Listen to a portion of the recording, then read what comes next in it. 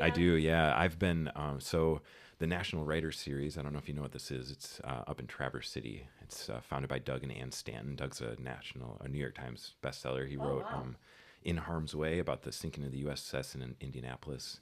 He wrote Horse Soldiers about the beginnings of our war in Afghanistan.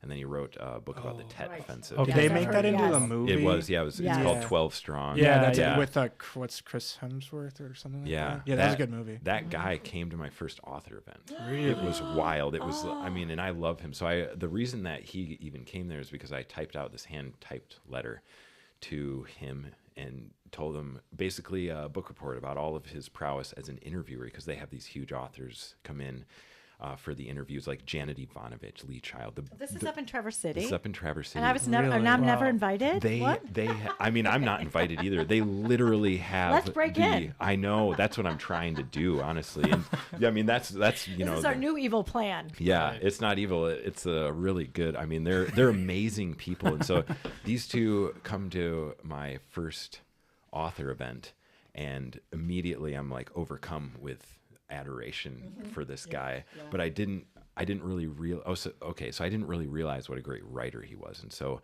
I start diving into his books, and then I'm totally fascinated by the entirety of sitting down with another person and being interviewed. And so now they're actually they've commissioned me to go through all of their whole catalog of videos and come up with a top 10 list. And so I've been going through and listening to hundreds of hours of these authors just talk about the process of writing and what they go through. And there are two commonalities between every single writer there.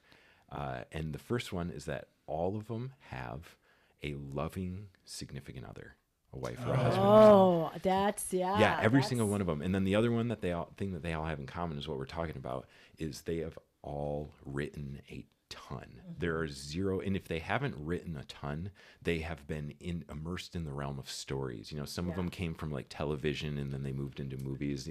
And so they all have this rich history of just like getting stories from here into the paper, you know, and that has been really invigorating to see, because I have both of those. I have a loving wife, and I have written thousands and thousands of pages. And so it's nice to like feel like I'm on the right path. And if you're a writer and you're listening to this and you're wondering about, you know, all of the questions that young writers have, do not fear, my friends. It is you are doing the right thing. If you sit down and you put a pencil on a paper, your fingers on the keyboard, whatever you do, you are enacting the will that you need in order to become a writer someday, and you will succeed.